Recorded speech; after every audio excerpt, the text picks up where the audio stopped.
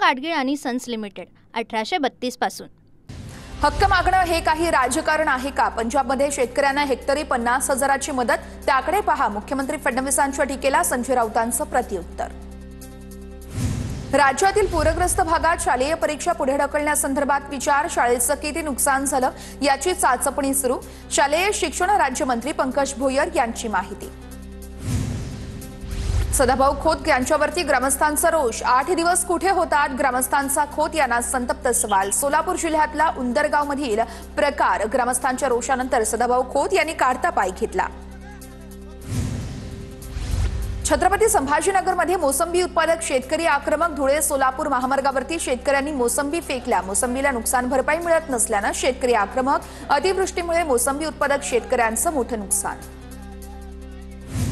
मध्यरात्रीपासून धाराशिवच्या भूम परिसरामध्ये जोरदार पाऊस। पावसामुळे शेताला तळ्याचं स्वरूप। पुढील 2 दिवस धाराशिवमध्ये मुसळधार पावसाचा इशारा। सततच्या पावसामुळे धाराशिवमधील कसबे तळवडे या ठिकाणी शिवानंद पुजारींच्या घराची भिंत कोसळली। त्यामुळे घरातील साहित्याचं 2-2.5 लाखांपर्यंत नुकसान। शासनानं तात्काळ मदत करावी, कुटुंबियांची मागणी। हिंगोली जिल्ह्यात मध्यरात्रीपासून जोरदार पाऊस सुरू। वसमत तालुक्यातील करुंदा या गावातील गणेशनगर या भागात अनेकांच्या घरात पाणी शिरलं। गुडघाभर पाणी शिरल्यानं संसार उपयोगी साहित्य पूर्णपणे भिजलं। हिंगोलीच्या वसमत तालुक्यातील पांगरा शिंदे गावात नागरिकांचा पुराच्या पाण्यातून धोकादायक प्रवास। जिल्हा प्रशासनाकडून वारंवार सूचना देऊनही फरक पडेना। दोरीच्या सहाय्यानं पुराच्या पाण्यातून धोकादायक प्रवास सुरू। हिंगोलीच्या वसमत तालुक्यातील किन्होळा गावात आसना नदीचं पाणी शिरलं। नवरात्र दुर्गा महोत्सवाच्या ठिकाणी देखील पाणी शिरलं। जिल्ह्यात मध्यरात्रीपासून सकाळपर्यंत जोरदार पाऊस सुरू। धाराशिव तालुक्यातील बोरखेडामध्ये तेरणा नदीच्या पुरात शेतकऱ्यांचं सोयाबीनचं नुकसान। खत आणि बी उधार आणलं असल्यानं आता दुकानदाराचा तगादा असल्याची शेतकऱ्यांची व्यथा। तर दुबार पेरणी करून पीक काढणीला आलं असताना अतोनात नुकसान। कोकणात पुन्हा एकदा आसमानी संकटाचा इशारा। कोकणासाठी पुढचे 3 दिवस ऑरेंज अलर्ट। 30 सप्टेंबरपर्यंत समुद्र देखील खवळलेला राहणार। हिंगोलीच्या वसमत, कळमनुरी आणि औंढा नागनाथ तालुक्याला झोडपून काढलं। इसापूर धरणामधून पैनगंगेच्या पात्रात 18,666 क्युसेकनं विसर्ग। त्यामुळे मराठवाड्यातून विदर्भात जाणारा पुसद, शेंबाळ, पिंपरी हा मार्ग वाहतुकीसाठी बंद। बीडमधील परळी गंगाखेड राष्ट्रीय महामार्ग बंद। वाहन चालकांना जीव मुठीत धरून वाहन चालवण्याची वेळ। परळी ते गंगाखेड मार्गाचं काम रखडल्यामुळे पुलावर पाणी साचलं। लातूरच्या औसा तालुक्यातील एरंडी ते सेलू मार्गावरील ओढ्याला पूर। मोठ्या प्रमाणात पूर आल्यानं काही काळासाठी शेतात गेलेले शेतकरी अडकून पडले।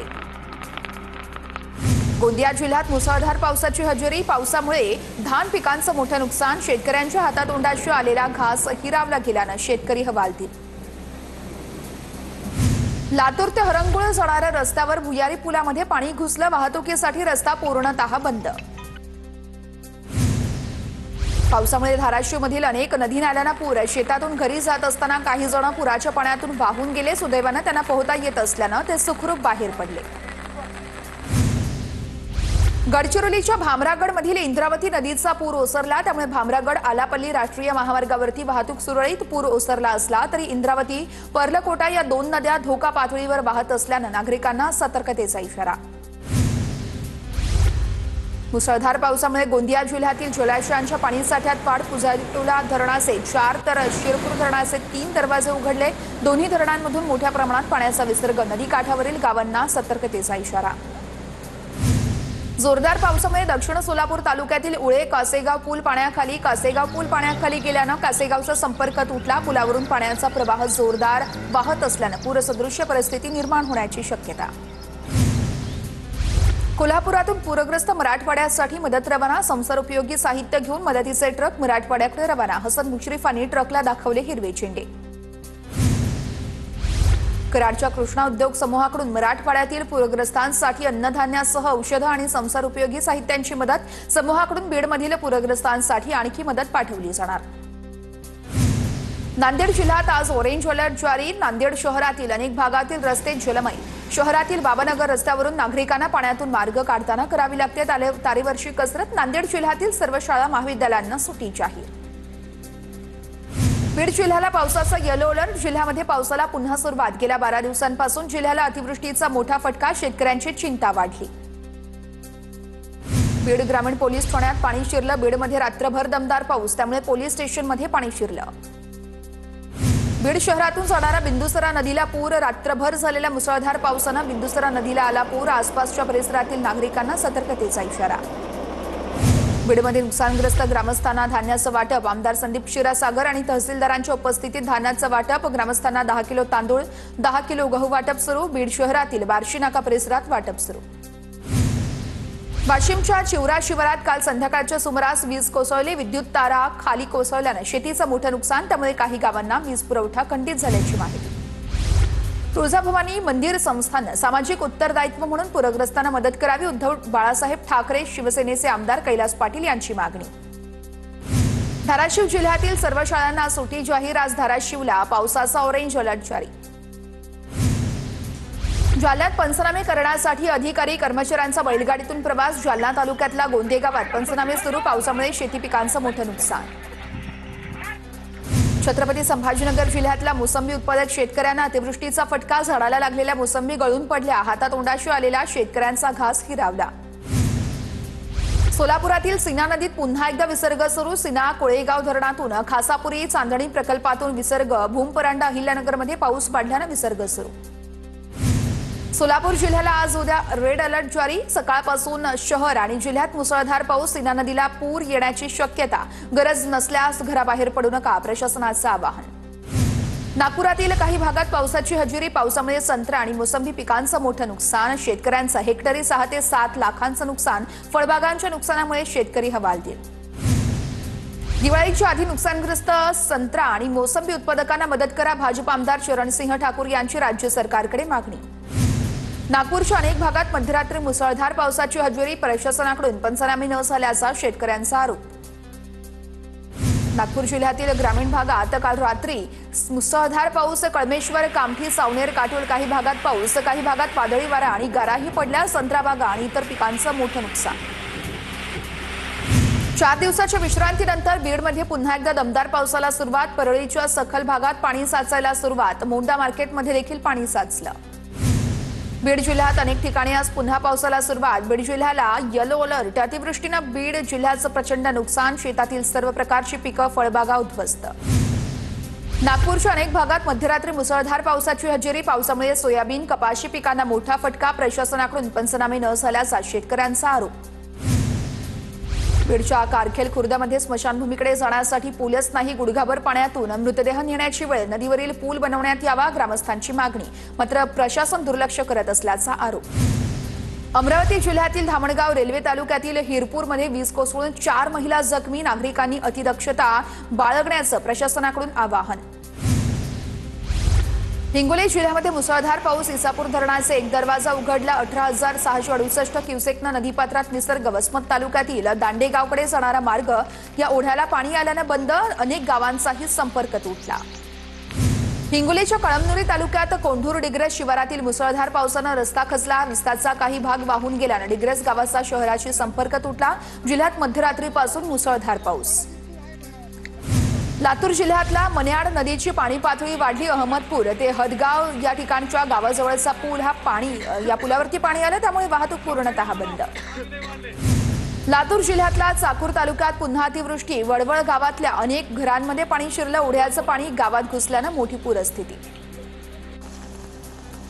लातूर जिल्ह्यातल्या तेरणा नदीला पुन्हा पुराची स्थिती. निलंगा ते कासरा या ठिकाणी शिरसी मार्गावरच्या पुलावर पाणी आल्यानं वाहतूक ठप्प. अनेक गावांचा संपर्क तुटला. सातारा जिल्ह्यात घाटमाथ्यासह ग्रामीण भागात रात्रीपासून पावसाचा जोर वाढला. पावसामुळे धरणांच्या पाणी पातळीमध्ये मोठी वाढ. जिल्ह्यातील सर्वच धरणं 99% ते 100% भरली. नुकसानग्रस्त भागाचे पंचनामे लवकर पूर्ण करा. मंत्री मेघना बोर्डीकर यांचे अधिकाऱ्यांना निर्देश. कुठल्याही प्रकारची दिरंगाई न करण्याच्या सक्तीच्या सूचना. जालन्याच्या अंबड तालुक्यात 6,91,500 रुपयांचं वाटप. बाधित शेतकऱ्यांच्या खात्यात डीबीटीद्वारे रक्कम जमा. जालना जिल्ह्यात आज येलो तर उद्या रेड अलर्ट जारी. हवामान विभागाचा इशारा. मुसळधार पावसाची शक्यता असल्यानं नागरिकांसह शेतकऱ्यांची चिंता वाढली. हिरव्या मिरचीची आवक वाढल्याने पुन्हा मिरचीच्या दरात घसरण। हिरव्या मिरचीचे दर 10 ते 15 रुपये किलोवर। मिरचीच्या दरामुळे शेतकरी आर्थिक अडचणीत। धाराशिवच्या भूम तालुक्यात मध्यरात्रीपासून जोरदार पाऊस। हवामान खात्याकडून पुढील 2 दिवस पावसाचा इशारा। भूम, परंडा, वाशी या भागातील अनेक ओढे, नद्यांनी धोकादायक पातळी ओलांडली। 2 दिवसाच्या विश्रांतीनंतर पुन्हा एकदा जोरदार पाऊस। पुणे बंगळुरू राष्ट्रीय महामार्गावरील खंबाटकी घाट बंद। ट्रक बंद पडल्याने वाहतूक विस्कळीत। खंबाटकी बोगद्यातून धीम्या गतीने दुहेरी वाहतूक सुरू। बंगालच्या उपसागरात कमी दाब क्षेत्राचा परिणाम। राज्यासाठी पुढील 5 दिवस महत्त्वाचे। पुढील 5 दिवस पुण्यासह राज्यभरात पावसाची शक्यता। हवामान खात्याचा अंदाज। मुंबईत झळकले लव मोहम्मदचे पोस्टर्स। भायखळा, मोहम्मद अली रोड, भेंडी बाजार परिसरात पोस्टर्स। आम्ही मोहम्मदवर आमच्या आत्म्यापेक्षाही जास्त प्रेम करतो असा आशय। पीएम केअर फंडमध्ये किती पैसे आहेत माहिती आहे का? तुम्हीच तुमचं सांगा, दुसऱ्यांचं काढू नका। कोरोना काळात काय झालं हा प्रश्न आता कुणी विचारलाय का? फडणवीसांच्या ठाकरेंवरील टीकेला राऊतांचं उत्तर। तासभर करा किंवा 1 मिनिट चर्चा करा, पण मदत करा। मोदींनी पीएम केअर फंडातून राज्यातील शेतकऱ्यांसाठी पैसे द्यावेत। फडणवीस मोदी भेटीवर संजय राऊतांची प्रतिक्रिया। तर मोदी महाराष्ट्रात आल्यावर मराठवाड्यात जाणार का? राऊतांचा सवाल। काँग्रेसचे प्रभारी रमेश चन्नीथला आज पुणे दौऱ्यावर। महापालिका निवडणुकीच्या अनुषंगाने दुपारी बैठकीचं आयोजन। हर्षवर्धन सपकाळ, वडेट्टीवार आणि सतेज पाटील उपस्थित राहणार। पुण्यासह पश्चिम महाराष्ट्राचा आढावा घेतला जाणार। अंगणवाडी सेविकांना दिवाळी आधीच भाऊबीजेची भेट मिळणार। अंगणवाडी सेविकांना प्रत्येकी 2000 रुपये दिले जाणार। एकूण 40 कोटी 61 लाख रुपयांचा निधी मंजूर। मंत्री अदिती तटकरे यांची माहिती। निवडणूक आयोगाची नगरपालिका जिल्हा परिषद निवडणुकांसाठी तयारी सुरू। नगरपालिकांची निवडणूक घेण्याची राज्य निवडणूक आयोगाची तयारी। अतिवृष्टीमुळे जिल्हा परिषद पंचायत समिती निवडणुकीस मोठी अडचण। अमरावती जिल्हाधिकारी कार्यालयासमोर 2 ओबीसी बांधवांचे 4 दिवसांपासून आमरण उपोषण सुरूच। मंत्री चंद्रशेखर बावनकुळे यांनी भेट दिल्यानंतरही लेखी आश्वासन न मिळाल्याने उपोषणकर्ते मागणीवर ठाम। ओबीसी मेळाव्याच्या बॅनरवर फोटो नसल्याने लक्ष्मण हाके नाराज। लक्ष्मण हाके चळवळीमधून बाहेर पडण्याच्या चर्चा। मी मेंढपाळाचा मुलगा, बॅनर छापू शकत नाही। आंदोलनात असेन की नसेन आज भूमिका जाहीर करेन, हाकेंची फेसबुक पोस्ट। जुन्नर तालुक्यातील निरगुडे गावात मध्यरात्री बिबट्याचा कुत्र्यावर हल्ला। बिबट्याने हल्ला केल्याची घटना सीसीटीव्हीत कैद। बिबट्याचा मुक्त संचार वाढल्याने नागरिकांमध्ये भीतीचं वातावरण। अजित पवार बारामतीमधील सोमेश्वर मंदिरात दर्शनासाठी दाखल। पवारांकडून सोमेश्वर मंदिर परिसराची पाहणी। भगवान सोमेश्वराचं घेतलं दर्शन। नाशिकच्या रामकुंडावरील वस्त्रानंतर गृहपाडकामाला सुरुवात। रामकाल पथ प्रकल्पाला अडथळा ठरत असल्याने मनपाकडून पाडकाम सुरू। पुरोहित संघाला दिलेल्या नोटिसीचा कालावधी पूर्ण झाल्यानंतर पाडकाम सुरू। ओबीसी चळवळीमध्ये पुढे आल्यावर घाणेरडे आरोप केले जातात, मारहाण केली जाते। आरोप केले की माणूस व्यथित होतो, त्यामुळे व्यथित होऊन पोस्ट केली असेल। हाकेंच्या कार्यकर्त्याला झालेल्या मारहाणीनंतर वडेट्टीवारांची प्रतिक्रिया। लाडक्या बहिणींना 1 लाखांपर्यंत कर्ज दिले जाणार। 1,500च्या मानधनातून हफ्ते वळते होणार। एकत्र येऊन व्यवसाय करण्याची संधी मिळणार। उदय सामंतांकडून छत्रपती संभाजीनगरमधील नुकसानीची पाहणी। दुचाकीवरून फेरफटका मारत सामंतांकडून पाहणी। सामंतांनी कृषी अधिकाऱ्याला फोन लावून पंचनामे करण्यासंदर्भात सूचना दिल्या। शालार्थ आयडी घोटाळ्यामुळे थांबवलेलं शिक्षकांचं वेतन सुरू। मुंबई उच्च न्यायालयाच्या नागपूर खंडपीठाचे राज्य सरकारला आदेश। हायकोर्टाच्या आदेशाला शिक्षकांना मोठा दिलासा। नागपुरात राष्ट्रीय स्वयंसेवक संघाचं पथसंचलन। संघाच्या शताब्दी वर्षानिमित्त पहिल्यांदा विजयादशमी उत्सवाच्या आधी पथसंचलन। सरसंघचालक मोहन भागवत पथसंचलनाचं निरीक्षण करणार।